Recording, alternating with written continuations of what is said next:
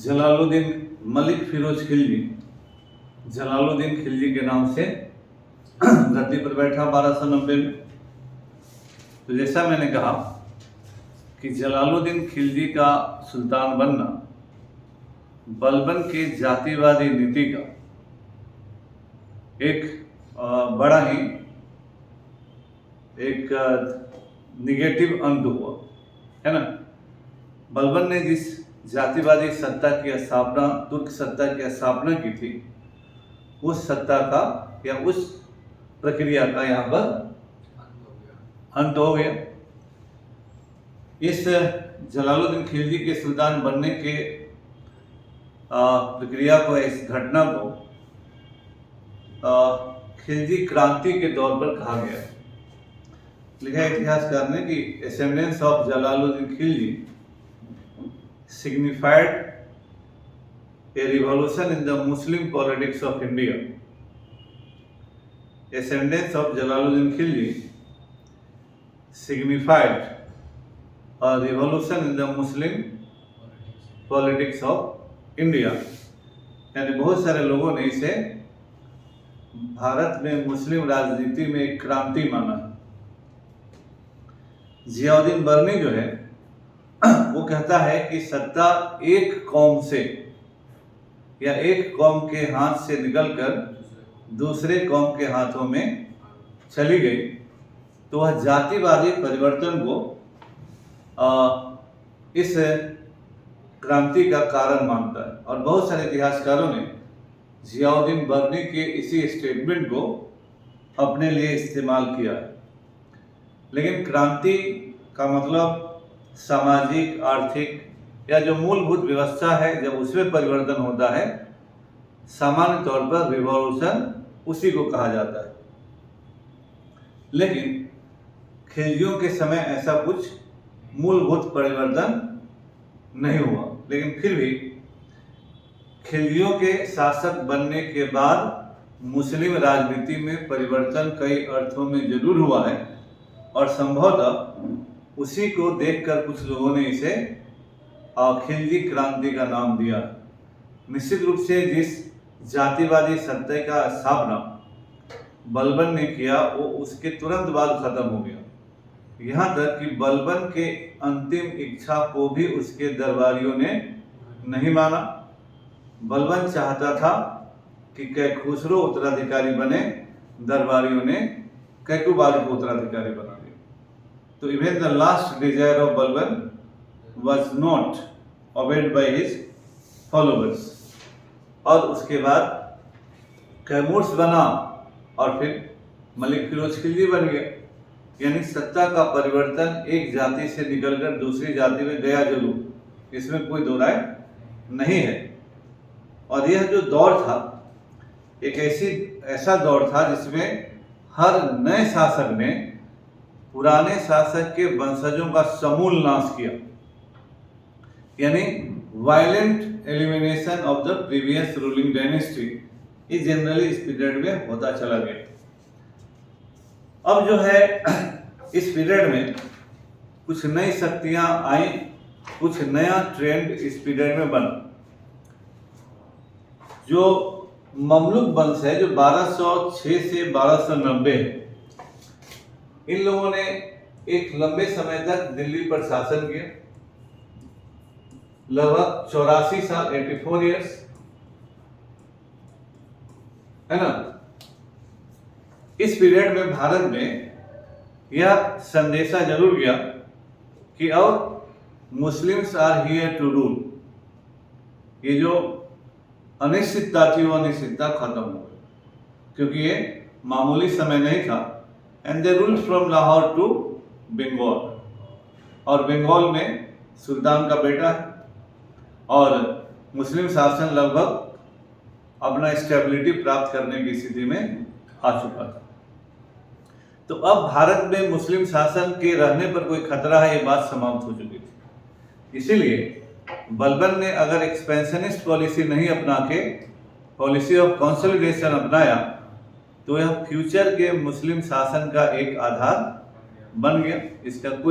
इसमें कोई दो राय नहीं। तो जब बेस बन जाता है तो आप बहुत सारी नई नीतियों को लेने की स्थिति में, पॉलिसी डिसीजंस लेने की स्थिति में आ जाते हैं। But the base was of course created by the Mamluk dynasty, and they had done the initial work, and now the Khalji has to take it forward. Mamluk वंश के मुकाबले में खिलजियों का शासन दो अर्थों में बहुत ही महत्वपूर्ण है। पहला नंबर है कि पहली बार एक व्यापक आर्थिक नीति का परिपालन होता है, मतलब जो इकोनॉमिक पॉलिसी है, for the first time it was planned thoroughly, implemented thoroughly. तो पूरी आर्थिक नीति का एक नया आयाम इनके समय से चलता है। जमीन का माप किया गया, कर का निर्धारण हुआ और कर वसूली का एक सिस्टम बनाया गया। The whole economic system was formulated and new policy orientation, a new policy orientation was given to the whole economic policy during the Khilji dynasty, especially by Alauddin Khilji. दूसरा नंबर की एक व्यापक सामाजिक फैलाव, एक जो सोशल प्लेटफॉर्म है, social जो सामाजिक दायरा है, ये एक विस्तारित दायरा हुआ। तुर्कों के विपरीत खिलजियों ने भारतीय मुस्लिम शासन का भारतीयकरण किया और जाति इररेस्पेक्टिव ऑफ कास्ट एक तरह से इसने मिलीजुली सरकार बनाई।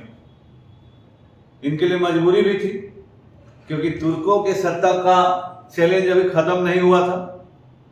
तुर्क अभी काफी संख्या में भारत में थे और तुर्क सत्ता का मुकाबला ये अकेले नहीं कर सकते थे।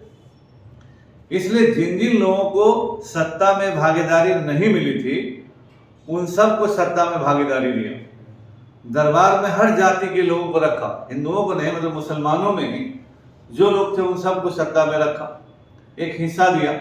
तो जिन लोगों को तुर्कों ने, बलबन ने सत्ता से एकदम बाहर रखा था, उनको पहली बार सत्ता में शामिल होने का मौका मिल रहा था। स्वाभाविक है कि जो सत्ता में शामिल होने का मौका मिलेगा वह अपने सत्ता देने वाले को डिफेंड करें, पूरी ताकत से डिफेंड करेंगे। और पहली बार वह भारतीय मुसलमानों को व्यापक हिस्सेदारी दे रहा था शासन में।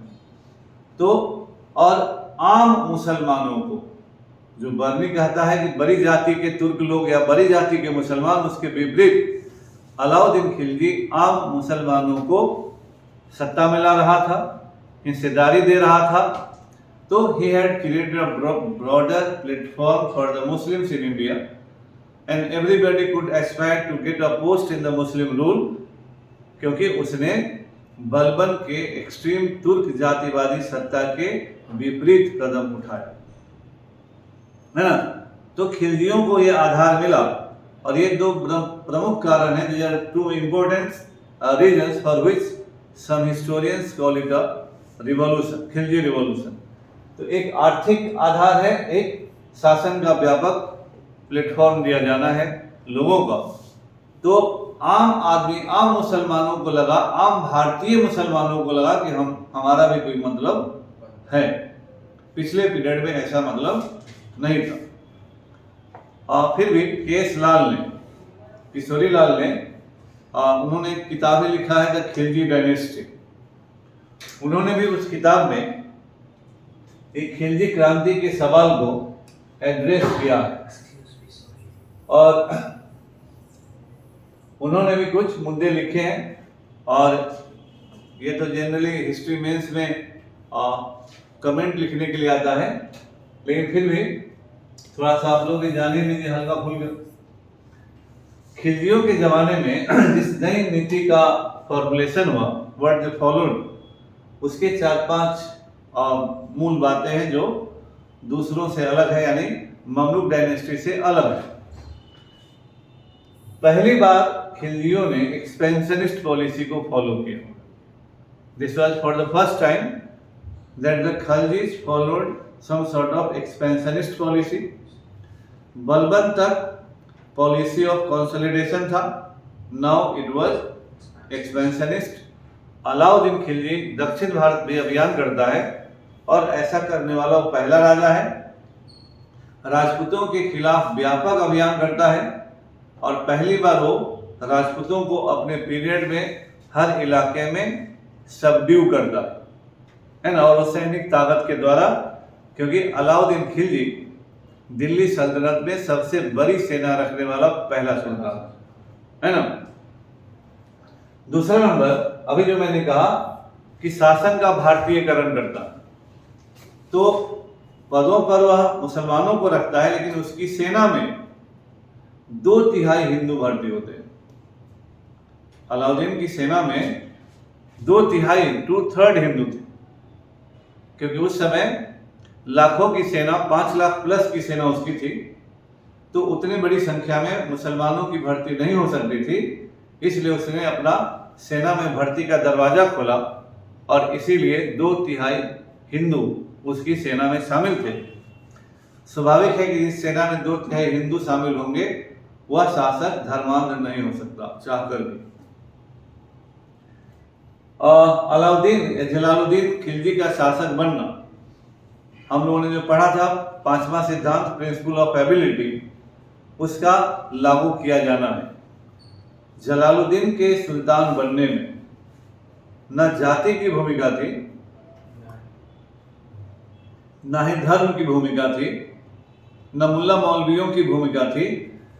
अपनी योग्यता के बदौलत ये सुल्तान बना। तो कोई जाति धर्म, without any role of any exterior merits, he became the sultan because of his own merit, है ना। तो यहाँ धर्म का कोई भूमिका किसी भी तौर पर नहीं था। अलाउद्दीन के जमाने से शासन का सेंट्रलाइजेशन होता है। पहले जैसे इक्तदारों की भूमिका बहुत महत्वपूर्ण होती थी, अलाउद्दीन के जमाने में इक्तदारों की भूमिका नेग्लिजेंट हो गई, है ना। वह पूरा कमांड रखा और चूंकि इसका रिजीम जो था, इक्तदार तब वैल्यूएबल होते हैं जब केंद्रीय शासक इक्तदारों पर सेना की सप्लाई के लिए डिपेंडेंट होता है। अलाउद्दीन ने खुद सबसे बड़ी केंद्रीय सेना रखी, इसलिए इक्तदारों पर डिपेंडेंस का सवाल नहीं था। इसके अलावा इस पीरियड में हर क्षेत्र में, साहित्य में, संस्कृति में, स्थापत्य कला में, आर्किटेक्चर में एक नया दौर का शुरुआत होता है। और इन सब कारणों को मिलाकर लोग कहते हैं कि it was a period of Khilji revolution. तो 14th सेंचुरी जो है, 14वीं शताब्दी जो है, न केवल भारत में बल्कि विश्व स्तर पर भी कुछ परिवर्तन का समय है। और अलाउद्दीन या खिलजियों के ज़माने में भारत मुस्लिम शासन के एक नए युग में प्रवेश निश्चित रूप से करता है ना। इन सब कारणों से कुछ लोग इस पीरियड को खिलजी रिवॉल्यूशन कहते हैं। तो केंद्रीयकरण की प्रवृत्ति हुई और इस पीरियड में विश्व स्तर पर भी केंद्रीयकृत शासन प्रणालियों की स्थापना का प्रमाण मिलता है। और यह युग रियल में साम्राज्यवाद का युग है ना, हर लेवल पे, भारत में भी। इस युग में एक नए शासक वर्ग का भी उदय हुआ जो अपनी परंपराओं से, मतलब जो ट्रेडिशनल परंपराएं थी उससे ऊपर उठा है, न केवल भारत में बल्कि विश्व के अन्य क्षेत्रों में। इस पीरियड के लोगों ने धर्म पर कुठाराघात किया है, यानी धर्म के अनुसार शासन नहीं चलाया। अलाउद्दीन ने कहीं भी धर्म को शासन में इंटरफेरेंस नहीं करने दिया, है ना। इसीलिए ऑलमोस्ट कुछ लोग कहते हैं he was near to secular. इसलिए इस समय 14वीं शताब्दी जो है, 13वीं शताब्दी सेंचुरी ऑफ एक्सपेरिमेंट्स था। 14वीं शताब्दी उन एक्सपेरिमेंट्स को इम्प्लीमेंट करने का समय था। तो ये इम्प्लीमेंटेशन का समय था। कहा जाता है कि जिस पौधे को 13वीं शताब्दी में रोपा, प्लांट किया, 14वीं शताब्दी में वो पौधा पेड़ बन गया, converted into a tree. Plant the seed which was planted in the 13th century, it became a tree in the 14th century। इसलिए और भारत में खिलजियों के द्वारा स्थापित शासन कई मायनों में डिफरेंट